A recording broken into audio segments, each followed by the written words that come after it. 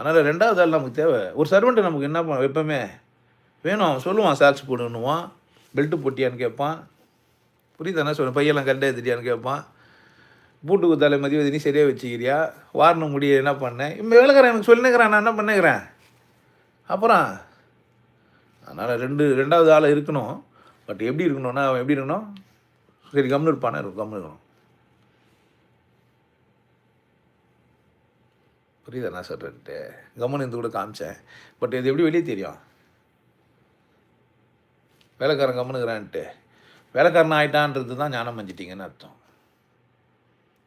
உங்கள் சர்வெண்ட் ஆகிட்டான்னா யார்? பண்பிலே தெய்வமாய் பார்வையிலே சேவகனாய். நீங்கள் அவனை பெரிய ஆளாக்கி பெரிய ஆள் ஆகட்டும். ஆனால் எவ்வளோ பெரிய ஆளோ அவ்வளோ பெரிய ஆள் உங்களுக்கு வேலைக்காரன். பயங்கர நிறைய நாலேஜ் உள்ள ஒரு ஆள் யார் உனக்கு? அவ்வளோதான். ஆக்சுவலாக ஒரு குரு உங்களுக்கு வேலைக்காரன், உங்கள் தேரை ஓட்டுறவன். அதில் தான் கிருஷ்ண பரமாத்மாவை அப்படி இருக்குது, அதெல்லாம் சொல்லி வச்சுக்கிறாங்க. ஏன் உங்கள் கேள்விக்கு பதில் சொல்கிறது அவனுங்கன்னா கட்டாயப்படுத்திடுது. அந்த வேலைக்காரனை கூலி கொடுக்குறீங்க நீங்கள். அந்த கூலி மதிமயங்க அவன் என்ன பண்ணுகிறான்?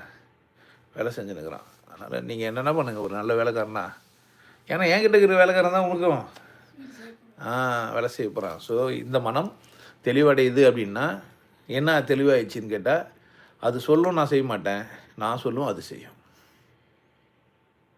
புரியுதா? அப்புறம் எங்கள் 2 பேருக்குள்ள ஒரு ரிலேஷன்ஷிப் எப்படி இருக்குது அப்படின்னு கேட்டால், வானா தூங்குனா தூங்கிடுவான். என்ன பண்ணேன் பேசுவானா? தூங்கு, கம்முனு ஒன்றாவை போகிறேன்னொடனே தூங்கிடுவான். புரிஞ்சிச்சா என்ன சொல்கிறேன்னு?